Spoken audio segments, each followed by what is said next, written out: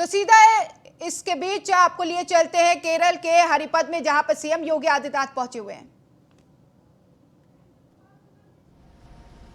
इस केरल की धरती पर ही सैकड़ों वर्ष पूर्व आदि शंकराचार्य का जन्म हुआ था, जिन्होंने सनातन धर्म की स्थापना के लिए, पुनर्स्थापना के लिए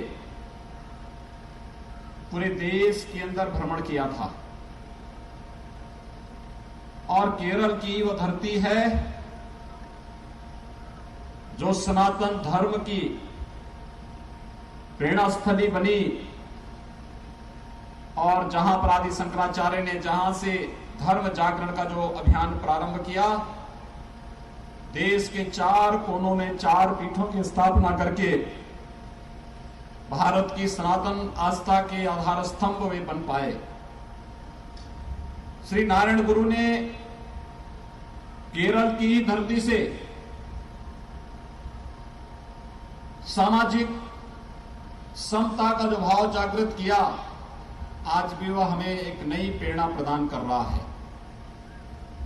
सनातन आस्था की इस पावन भूमि को कौन आस्थावान भारतीय होगा जो सम्मान न देता हो।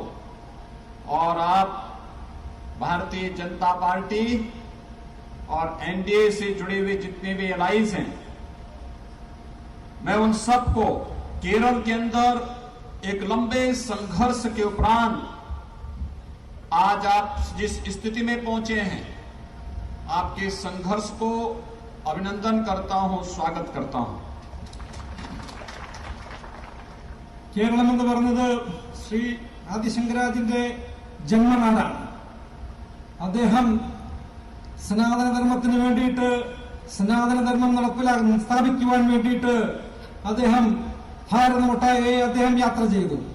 ഭാരതത്തിന്റെ 4 ദിക്കുകളിൽ അദ്ദേഹം അതിന്റെ മഠങ്ങൾ സ്ഥാപിച്ചു. അതുപോലെ തന്നെ കേരളത്തിൽ തന്നെ ജനിച്ച മഹത് വ്യക്തിയായ ശ്രീ നാരായണ ഗുരു അവർ സമൂഹത്തിന് വേണ്ടി അദ്ദേഹം സമൂഹത്തിലെ സാമൂഹ്യ നീതിക്ക് വേണ്ടിയും സമൂഹത്തിൽ സാമൂഹിക തുല്യതയ്ക്ക് വേണ്ടിയും അദ്ദേഹം നിലകൊണ്ടു. അദ്ദേഹവും സനാതനധർമ്മം ഉയർത്തിപ്പിടിച്ചുകൊണ്ട് ഉള്ള ജീവിതമാണ് അദ്ദേഹവും നയിച്ചത്. കേരളത്തിലെ എല്ലാ ജനങ്ങളും, കേരളത്തിൽ പ്രത്യേകിച്ച് ഭാരതീയ ജനതാ പാർട്ടിയും ദേശീയ ജനാധിപത്യ സഖ്യത്തിന്റെ സഹയാത്രികരായിട്ടുള്ള മറ്റെല്ലാവരും തന്നെ ഈ സനാതന മൂല്യങ്ങളും സനാതന ധർമ്മങ്ങളും ഉയർത്തിപ്പിടിക്കുവാൻ വേണ്ടിയിട്ട് നാം ഓരോരുത്തരും കടന്നു പോയിട്ടുള്ള അതികഠിനമായ പാത, അത് ഓർത്ത് എനിക്ക് നിങ്ങളോട് വളരെ അഭിമാനം തോന്നുകയാണ്. मित्रों, केरल सनातन आस्था की भूमि रही है, लेकिन आजादी के पूर्व से जो षड्यंत्र केरल के खिलाफ प्रारंभ हुए, आजादी के बाद मुस्लिम लीग और कांग्रेस का गठबंधन और साथ साथ एलडीएफ ने भी उस षड्यंत्र को विश्वासघात में बदल करके केरल के विकास को बाधित किया है। केरल विकास की जिन बुलंदियों को छूना चाहिए था, उससे कहीं न कहीं पिछड़ गया है। आज इसका प्रमाण है कोविड प्रबंधन में केरल की सरकार की पूरी तरह विफल हो जाना। यह इस बात को साबित करता है कि यहां पर पूरी सरकारी मशीनरी हर तरीके से विफल साबित हुई है, क्योंकि चाहे वह यूडीएफ रहा हो, चाहे वह एलडीएफ हो, इन दोनों ने सत्ता में पहुंचकर यहां पर परिवारवाद को जन्म दिया, भ्रष्टाचार को जन्म दिया, अव्यवस्था और अराजकता को जन्म दिया। यही कारण है कि केरल की जनता के हित में, केरल की सनातन संस्कृति के हित में और केरल के युवाओं के भविष्य के हित में यहां पर इन दोनों सरकारों के द्वारा कोई भी कार्य नहीं किया गया। केवल दोनों में आपसी सत्ता के समझौते के तहत 5-5 वर्ष का एग्रीमेंट होता है, 5 वर्ष एलडीएफ, 5 वर्ष यूडीएफ, और इसका खामियाजा भुगतना पड़ता है केरल की जनता को। हम सब आपका आह्वान करने के लिए आए हैं कि केरल का एक ही विकल्प है और वो विकल्प है एनडीए, बीजेपी और उसका एलआईजी उसका एकमात्र विकल्प है।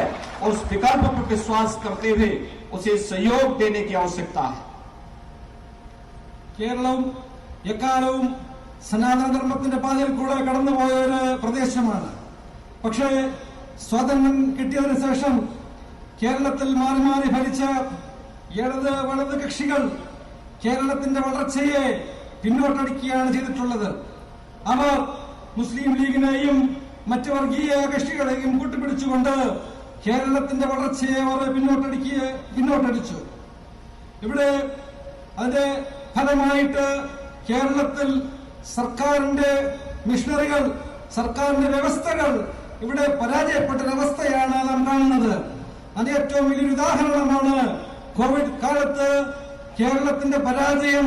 കോവിഡിനെ നേരിടുന്നതിൽ കേരളത്തിലുണ്ടായ പരാജയം അതിന്റെ ഏറ്റവും വലിയൊരു തെളിവാണ്.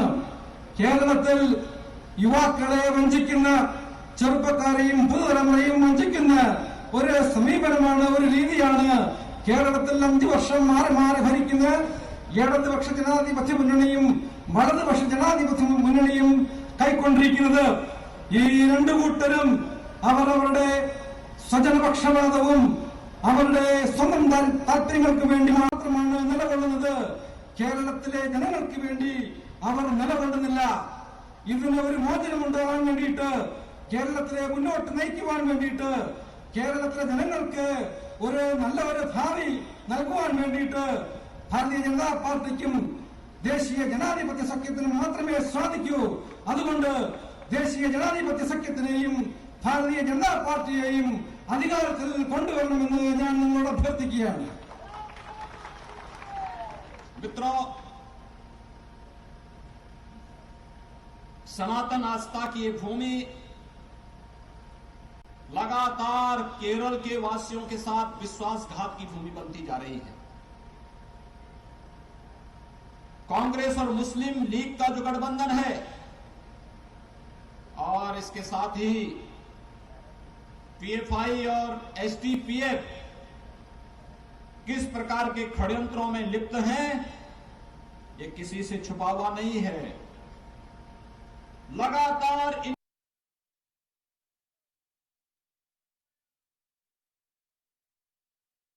योगी आदित्यनाथ को सुन रहे हैं आप केरल के हरिपथ से लाइव। इस वक्त वो संबोधन में अपने लोगों को तमाम बातें बता रहे हैं। गंभीर संकट की ओर धकेल रही हैं, लेकिन यूडीएफ और एलडीएफ दोनों ने आंखों में पट्टी बांध करके इनकी हर प्रकार की राजक और अवैध गतिविधियों को पूरी छूट दे रखी है।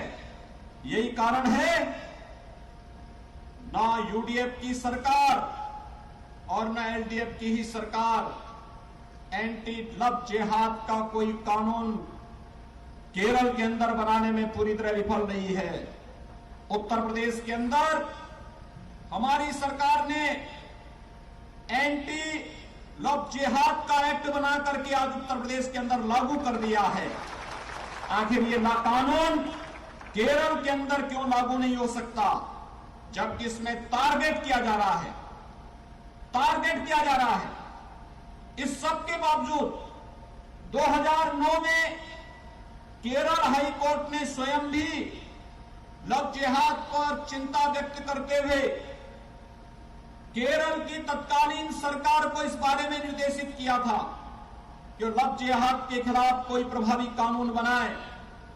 लेकिन चूंकि इस पूरे षड्यंत्र में पीएफआई, एसडीपीआई, मुस्लिम लीग और अन्य जिहादी ताकतें इसके साथ जुड़ी हुई हैं, इसलिए अपने वोट बैंक के लिए केरल की जनता के साथ एलडीएफ और यूडीएफ धोखा दे रही हैं, धोखा कर रही हैं। आप सबको इसके बारे में अवगत कराने के लिए ही आज मैं आपके बीच में यहां पर उपस्थित हुआ हूं। സനാതന മാർഗം പിന്തുടർന്നു വന്ന കേരളത്തിൽ ഒട്ടും ഭൂഷണമല്ലാത്ത രീതിയിലുള്ള പ്രവൃത്തികളാണ് നാം കണ്ടുകൊണ്ടിരിക്കുന്നത്. ഇവിടെ ഭരിച്ചുകൊണ്ടിരിക്കുന്ന ഇടത് വലത് കക്ഷികൾ കോൺഗ്രസും മുസ്ലിം ലീഗും കൈകോർത്തുകൊണ്ട് അവർ SDPയോടും പോപ്പുലർ ഫ്രണ്ടിനോടും കൈകോർത്തുകൊണ്ട് കേരളത്തിനെ ഒരു വല്ലാത്തൊരു മോശപ്പെട്ട അവസ്ഥയിലേക്ക് അവരെത്തിച്ചിരിക്കുകയാണ്. ഇത് ഒരു രഹസ്യമായ കാര്യമല്ല, പരസ്യമായ കാര്യമാണ്. എന്നാൽ ഇവിടെ അധികാരത്തിലിരിക്കുന്ന ഭരണകൂടത്തിന് ഇത് കണ്ടില്ല എന്ന് നടിച്ചുകൊണ്ട് അവർ സ്വയം അന്ധത നടിച്ചുകൊണ്ട് അവർ നടക്കുകയാണ്. ഇവിടെ ലവ് ജിഹാദിനെതിരായിട്ട് പ്രക്ഷോഭങ്ങൾ ഉണ്ടാകുമ്പോൾ, അതിനെതിരെ ചർച്ചകൾ നടക്കുമ്പോൾ കേരള ഹൈക്കോടതി വരെ 2009 ലവ് ജിഹാദിന്റെ വിഷയത്തിൽ സംസ്ഥാന സർക്കാരിന് നിർദ്ദേശം കൊടുക്കുകയും ഇതിനകത്തൊരു നടപടി ഉണ്ടാവണം, നിയമനിർമ്മാണം ഉണ്ടാവണം എന്നാവശ്യപ്പെട്ടിട്ട് പോലും കേരളം ഭരിച്ചുകൊണ്ടിരിക്കുന്ന അധികാരവർഗത്തിന് ഇതിനകത്തൊരു നിയമം നിർമ്മിക്കുവാൻ ഇതുവരെ സാധിച്ചിട്ടില്ല. ഉത്തർപ്രദേശിൽ ലവ് ജിഹാദിനെതിരായിട്ട് ഒരു നിയമം നിർമ്മിക്കുകയുണ്ടായി. എന്തുകൊണ്ടാണ് കേരളം ഭരിക്കുന്നവർക്ക് ഇങ്ങനെ ഒരു നിയമം കേരളത്തിൽ ഉണ്ടാക്കുവാൻ സാധിക്കാത്തത്? കോടതി പറഞ്ഞിട്ട് പോലും ഇതിനെതിരെ ഒരു ചെറുവിരൽ അനക്കുവാൻ കേരളത്തിലെ അധികാരവർഗം തയ്യാറായിട്ടില്ല.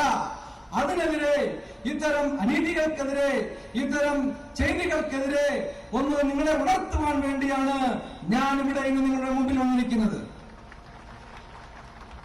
मित्रों, केरल के अंदर LDF और UDF,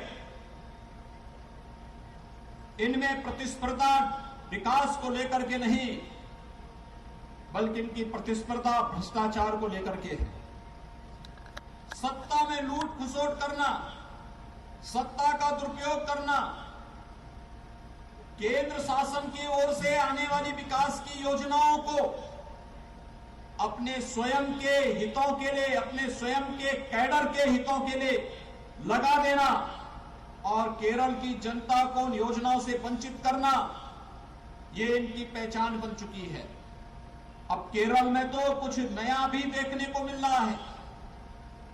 केरल के CM श्री P. विजयन के कार्यालय का गोल्ड की तस्करी में लिप्तता, ये तो एक शर्मनाक घटना है भारत के इतिहास की।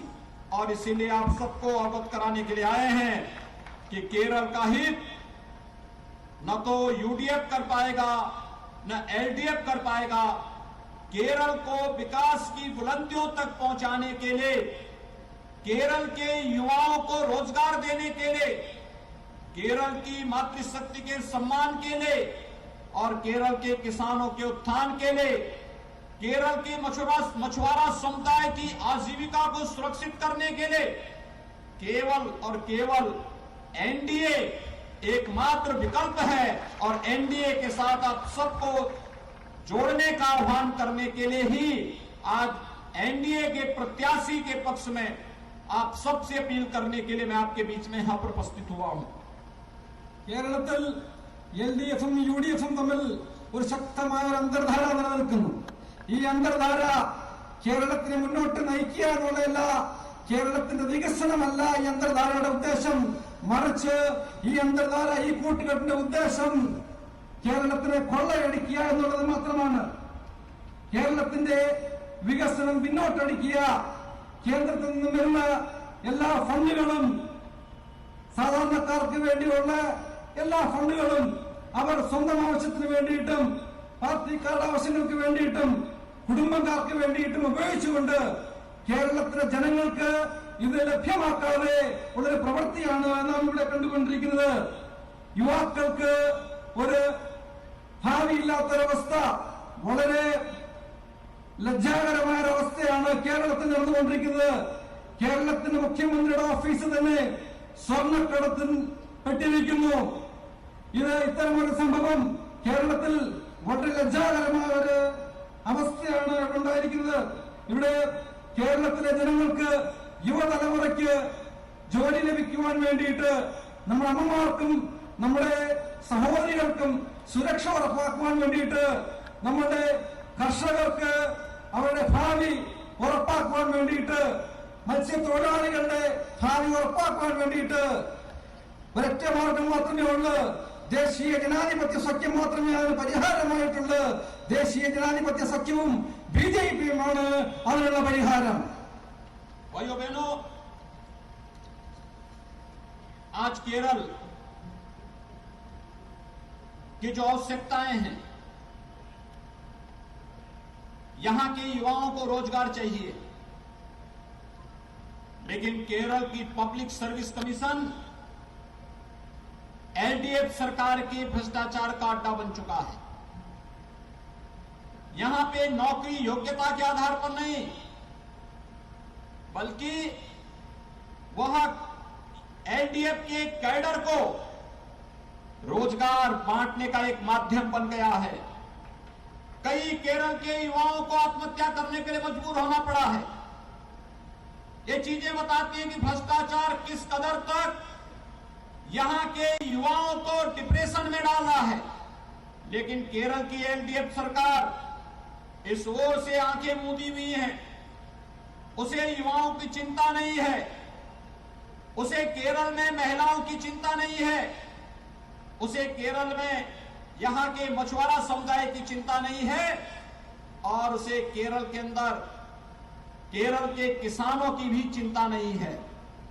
भाइयों बहनों, जो अपार संभावनाएं केरल के अंदर है, इन अपार संभावनाओं को आगे बढ़ाने का कार्य बीजेपी कर सकती है, क्योंकि बीजेपी ने प्रधानमंत्री मोदी जी के नेतृत्व में पिछले 7 वर्षों में देश के अंदर जिन प्रकार की योजनाओं को ले जाकर के लोक कल्याणकारी कार्यक्रमों को आगे बढ़ाया है, वह आप सबके सामने है.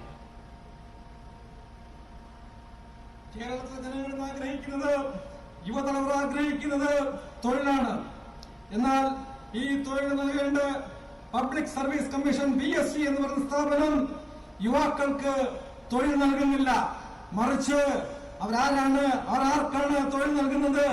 PSC എന്ന് പറയുന്നത് എന്ന് പാർട്ടി സഹാക്കന്മാർക്ക് വേണ്ടിയും പാർട്ടി സഹാക്കന്മാരുടെ കുടുംബങ്ങൾക്ക് വേണ്ടിയും കുടുംബക്കാർക്ക് വേണ്ടിയും മാത്രം തൊഴിൽ നൽകുന്ന ഒരു ഏജൻസിയായി കേരളത്തിൽ മാറിയിരിക്കുകയാണ്. കേരളത്തില് ഇതിന്റെ ഫലമായിട്ട് യുവാക്കൾക്ക് തൊഴിൽ ലഭിക്കാത്തതിന്റെ ഫലമായിട്ട് കേരളത്തിലെ ജനങ്ങളെ മൊത്തം നിരാശയിലാക്കിയിരിക്കുകയാണ്. നമ്മുടെ യുവതലമുറ നിരാശയിലാണ്. PSC എഴുതി ജോലി പ്രതീക്ഷിച്ചിരിക്കുന്ന വ്യക്തികൾ ആത്മഹത്യ ചെയ്തുകൊണ്ടിരിക്കുന്നു. ഇതെല്ലാം കണ്ടില്ല എന്ന് നടിക്കുന്ന ഒരു സർക്കാരാണ് ഇന്ന് കേരളത്തിലുള്ളത്.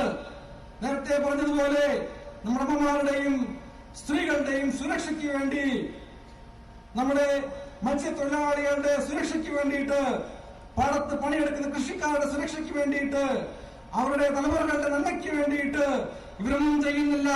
അവരുടെ തലമുറകൾക്ക് വേണ്ടിയിട്ട്, അവരുടെ തലമുറകൾ ഭദ്രമാക്കുവാൻ വേണ്ടിയിട്ട്, അവരുടെ തൊഴിലവസരങ്ങൾ ഭദ്രമാക്കുവാൻ വേണ്ടിയിട്ട് ഇന്ന് കേരളത്തിൽ ഇനിയും ദേശീയ ജനാധിപത്യ സഖ്യത്തിനും BJPക്കും മാത്രമേ സാധിക്കൂ. നമ്മൾക്ക് ഉള്ള വിഭവശേഷികൾ, പല പല രീതിയിലുള്ള വിഭവശേഷികൾ ഇവിടുത്തെ കേരളം ഭരിക്കുന്ന ഭരണകൂടം ഇതുവരെ ഉപയോഗിച്ചിട്ടില്ല എന്നുള്ളത് വളരെ ലജ്ജാകരമായ ഒരു കാര്യമാണ്. ഇത് ഉപയോഗിക്കുവാൻ വേണ്ടിയിട്ട് നമ്മൾക്ക് സാധിക്കുന്നത് ഇവിടുത്തെ BJPക്ക് മാത്രമേ സാധിക്കൂ. ഇത് പറയുവാൻ വേണ്ടിയിട്ട് കൂടെയാണ് ഞാൻ ഈ അവസരം എടുക്കുന്നു. मित्रों, कोरोना प्रबंधन देश के अंदर कैसे होना चाहिए, प्रधानमंत्री मोदी जी के नेतृत्व में पूरे देश ने इस लड़ाई को बहुत नजदीक से देखा. दुनिया के अंदर एक मिसाल बनी. हम आभारी हैं प्रधानमंत्री मोदी जी के, जिन्होंने गरीब कल्याण पैकेज के माध्यम से अब घर गरीब को राशन की निःशुल्क सुविधा उपलब्ध कोरोना कालखंड में उपलब्ध कराई. रसोई गैस के सिलेंडर निःशुल्क उपलब्ध करवाने का कार्य किया. जनधन अकाउंट धारी हर महिला के खाते में 500 रुपए अतिरिक्त देने का कार्य किया. निराश्रित महिला, वृद्धावस्था पेंशन धारक, दिव्यांगजन पेंशन धारकों को अतिरिक्त राशि उपलब्ध करवाने का कार्य किया. और प्रधानमंत्री किसान सम्मान निधि में भी अतिरिक्त धनराशि दे करके उन किसानों के जीवन में भी खुशहाली लाने का कार्य विपत्ति के समय में प्रधानमंत्री मोदी जी के नेतृत्व में भारतीय जनता पार्टी की एनडीए सरकार लेकर के आई थी। और यही नहीं, आत्मनिर्भर भारत पैकेज के अंदर एमएसएमई यूनिट के लिए भी बेहतरीन कार्य और पैकेज दे करके भारत को आत्मनिर्भरता के लक्ष्य की ओर अग्रसर करने का कार्य प्रधानमंत्री मोदी जी के नेतृत्व में हुआ है। कोरोना प्रबंधन के साथ देश के अंदर चल रही तमाम प्रकार की विकास की योजनाएं और एक गरीब के जीवन में परिवर्तन लाने वाली लोक कल्याण की योजनाएं ये किसी से छुपी हुई नहीं है। കൊറോണ കാലഘട്ടത്തിൽ കേന്ദ്ര സർക്കാർ എങ്ങനെയാണ് ഏത് രീതിയിലാണ് അതിനെ നേരിട്ടത് എന്ന് നമുക്കെല്ലാവർക്കും അറിയാം. കൊറോണ കാലഘട്ടത്തിൽ ബുദ്ധിമുട്ട് അനുഭവിക്കുന്ന ജനവിഭാഗത്തിന് വേണ്ടിയിട്ട് സൗജന്യ റേഷൻ, അതുപോലെ തന്നെ ഗ്യാസ് കണക്ഷനുകൾ, ജൻധൻ അക്കൗണ്ട് വഴി പാവപ്പെട്ടവർക്ക് 500 രൂപ വീതം എത്തിക്കുക, പ്രധാനമന്ത്രി കിസാൻ സമ്മാൻ നിധി വഴി കർഷക കുടുംബങ്ങൾക്ക് ഒരു കൈത്താങ്ങായി ധനസഹായം ബാങ്ക് അക്കൗണ്ട് വഴി എത്തിക്കുക, അതുപോലെ പല പല രീതിയിൽ പാവപ്പെട്ട ജനങ്ങളെയും പാർശ്വവൽക്കരിക്കപ്പെട്ട ജനങ്ങളെയും ഒരു കൈത്താങ്ങ് നൽകുവാൻ ഈ കൊറോണ കാലഘട്ടത്തിൽ കേന്ദ്ര സർക്കാർ, പ്രധാനമന്ത്രിയുടെ നേതൃത്വത്തിലുള്ള കേന്ദ്ര സർക്കാർ കൈക്കൊണ്ട നടപടികൾ നമ്മൾക്കെല്ലാവർക്കും അറിയാവുന്നതാണ്. ഇത് ലോകത്തിന് തന്നെ മാതൃകയായ ഒരു വിഷയമാണ്. അക്കാലഘട്ടത്തിൽ ആത്മാ നിർമ്മലൻ ഭാരത് പദ്ധതി വഴി ചെയ്തിട്ടുള്ള പ്രവൃത്തികൾ നമ്മൾക്കെല്ലാവർക്കും അറിയാം. മാത്രമല്ല, വ്യാവസായിക മേഖലയിൽ ചെറുകിട വ്യവസായങ്ങൾ നിലനിൽക്കുവാൻ വേണ്ടിയിട്ടും ഈ കൊറോണ കാലഘട്ടത്തിൽ കേന്ദ്ര സർക്കാർ കൈത്താങ്ങായി പ്രവർത്തിച്ചുവെന്ന് ഞാൻ ഈ അവസരത്തിൽ നിങ്ങളെ ഓർമ്മിപ്പിക്കുവാൻ ആഗ്രഹിക്കുന്നു. मित्रों, हम भारत के प्रधानमंत्री नरेंद्र मोदी जी का और भारत के वैज्ञानिकों का हृदय से अभिनंदन करते हैं, जिन्होंने कोरोना महामारी से बचाने के लिए 2 स्वदेशी वैक्सीन दिए। और आज मुझे बताते हुए प्रसन्नता है कि आज 1 अप्रैल से 45 वर्ष के हर एक नागरिक को मुफ्त में वैक्सीन लगाने की घोषणा भारत सरकार ने कर दी है। ये वैक्सीन हर एक नागरिक को फ्री में हर सरकारी सेंटर में लगने जा रहा है। हम लोग अधिक से अधिक मात्रा में वैक्सीन लगा करके कोरोना के खिलाफ देश की लड़ाई को ही विजयी बनाएंगे और साथ साथ केरल विधानसभा चुनाव में भी भारतीय जनता पार्टी और एनडीए को विजयी बनाने का कार्य करेंगे। കൊറോണയെ നേരിടാൻ വേണ്ടിയിട്ട് കേന്ദ്ര സർക്കാരിന്റെ ശ്രമഫലമായി 2 വാക്സിനാണ് വികസിപ്പിച്ചെടുത്തിട്ടുള്ളത്. ഈ കാലഘട്ടത്തിൽ കൊറോണയെ ഫലപ്രദമായി നേരിടുവാൻ വേണ്ടിയിട്ട് സർവ്വ രീതിയിലുള്ള മാർഗങ്ങളും കേന്ദ്ര സർക്കാർ കൈക്കൊള്ളുകയുണ്ടായി. കേന്ദ്ര സർക്കാരിന്റെ ഭാഗത്ത് നിന്നും ദേശീയ ജനാധിപത്യ സഖ്യത്തിന്റെ ഭാഗത്ത് നിന്നും ഞാൻ നിങ്ങളോട് ആഹ്വാനം ചെയ്യുകയാണ്. ബിജെപിയെയും ദേശീയ ജനാധിപത്യ സഖ്യത്തിനെയും അധികാരത്തിൽ കൊണ്ടുവന്ന് ഇത്തരം നല്ല പ്രവൃത്തികൾക്ക്, ജനോപകാരമായ പ്രവൃത്തികൾക്ക് മുമ്പോട്ട് കൊണ്ടുപോകാൻ വേണ്ടിയിട്ട് ബിജെപി അധികാരത്തിലെത്തിക്കുവാൻ. मित्रों, भारतीय जनता पार्टी जो कहती है वो करके दिखाती है। आपने देखा होगा, कांग्रेस नेतृत्व की सरकार ने देश के संविधान में 1952 में कश्मीर में आर्टिकल 370 डाल करके देश में आतंकवाद की नींव बोने का कार्य किया था।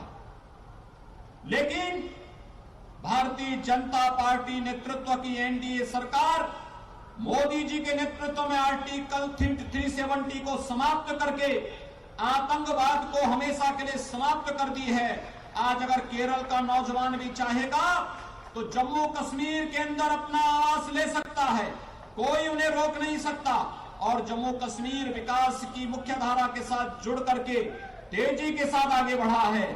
एक भारत श्रेष्ठ भारत की परिकल्पना को साकार करने का कार्य आज भारत के अंदर प्रधानमंत्री मोदी जी के नेतृत्व में भारतीय जनता पार्टी की सरकार कर रही है।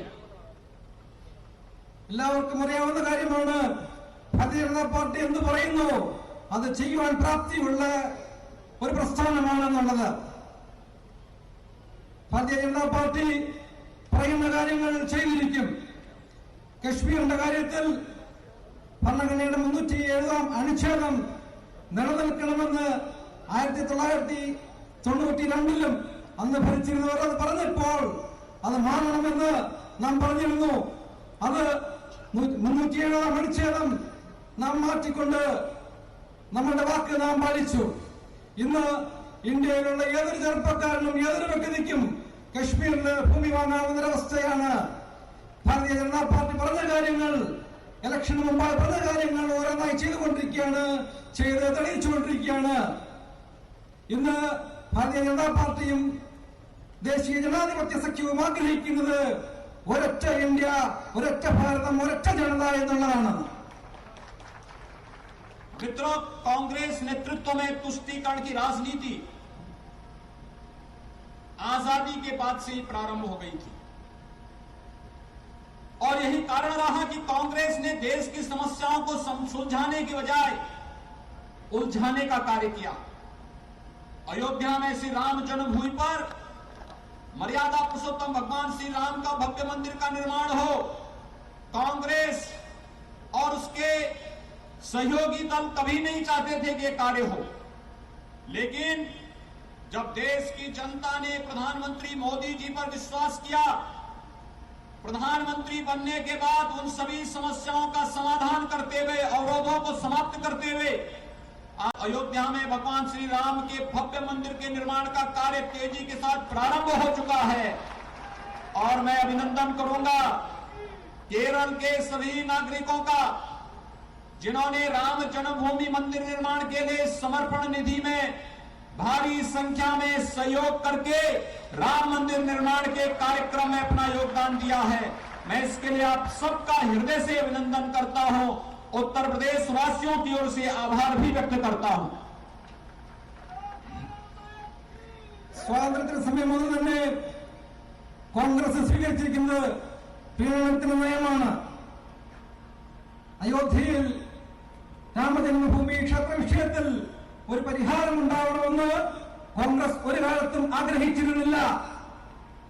എന്നാൽ നമ്മുടെ പ്രിയങ്കരനായ പ്രധാനമന്ത്രി അധികാരത്തിൽ വന്നതിന് ശേഷം അതിന് ഒരു ശാശ്വത പരിഹാരം കാണുവാൻ സാധിക്കുക മാത്രമല്ല, രാമജന്മഭൂമി ക്ഷേത്രത്തിന്റെ നിർമ്മാണം ആരംഭിച്ചിരിക്കുകയാണ്. ഇതിനു വേണ്ടിയിട്ട് രാമജന്മഭൂമി ക്ഷേത്ര നിർമ്മാണത്തിന് വേണ്ടിയിട്ട് കേരളത്തിൽ നിന്നും ഇതിന് സമർപ്പണം ചെയ്ത എല്ലാ പദ്ധതികളോടും, ഈ നിധിയിലേക്ക് സമർപ്പണം ചെയ്ത എല്ലാ പദ്ധതികളോടും ഞാൻ എന്റെ ഹൃദയത്തിന്റെ ഭാഷയിൽ നിന്നും എന്റെ വ്യക്തിപരമായ രീതിയിൽ നിങ്ങൾ ഓരോരുത്തരോടും എന്റെ നന്ദിയും അതുപോലെ തന്നെ യുപിയുടെ ജനങ്ങളുടെ നന്ദിയും ഞാൻ ഈ അവസരത്തിൽ അറിയിക്കുകയാണ്. मित्रों, मेरी आप सबसे अपील है, बीजेपी युवाओं के लिए, गरीबों के लिए, महिलाओं के लिए, किसानों के लिए, मजदूरों के लिए, समाज के प्रत्येक तबके के लिए बिना भेदभाव के विकास की योजनाओं को लेकर के आई है। प्रधानमंत्री मोदी जी ने तो एक ही मंत्र दिया है, सबका साथ और सबका विकास। सबका साथ और सबके विकास के इस मंत्र को अंगीकार करते हुए हम प्रत्येक नागरिक के पास जाकर के बीजेपी के प्रत्याशी, एनडीए समर्थित प्रत्याशी श्री के सोमन को भारी बहुमत से विजयी बना करके भेजें, यही अपील आप सबसे मुझे करते हुए मैं अपनी वाणी को विराम देता हूं। എനിക്ക് നിങ്ങളോട് പറയാനുള്ളത്, കേരളത്തിന്റെ യുവാക്കൾക്ക് വേണ്ടിയിട്ട്, പാവപ്പെട്ടവർക്ക് വേണ്ടിയിട്ട്, കർഷകർക്ക് വേണ്ടിയിട്ട്, തൊഴിലാളികൾക്ക് വേണ്ടിയിട്ട്, അങ്ങനെ സമസ്ത മേഖലയിലുള്ളവർക്ക് വേണ്ടിയിട്ട്, അവരുടെ വികസനത്തിന് വേണ്ടിയിട്ട് കേന്ദ്ര സർക്കാർ പറയുന്നത് പോലെ സബ്കെ സാത്ത് സബ്കെ വികാസ്, എല്ലാവരുടെയും ഒപ്പം എല്ലാവരുടെയും വികസനം എന്ന മന്ത്രം മുന്നോട്ട് പിടിച്ചുകൊണ്ട് നിങ്ങൾ ഓരോരുത്തരും ഇനിയും വരുന്ന ദിവസങ്ങളിൽ നമ്മുടെ പ്രദേശത്തുള്ള നമ്മുടെ പ്രദേശവാസികളായ നമ്മുടെ പ്രിയപ്പെട്ട വോട്ടർമാരെ എല്ലാവരെയും നേരിൽ കണ്ട് വോട്ടഭ്യർത്ഥിച്ച് നമ്മുടെ പ്രിയങ്കരനായ സ്ഥാനാർത്ഥി ശ്രീ കെ സോമൻ ചേട്ടൻ അവർക്ക് വേണ്ടി വോട്ടഭ്യർത്ഥിക്കണമെന്ന് ഞാൻ നിങ്ങളോട് വിനീതമായി അഭ്യർത്ഥിക്കുകയാണ്. भारत माता की जय, भारत माता की जय, जय जय श्री राम, श्री राम, जय जय श्री राम, जय जय श्री राम.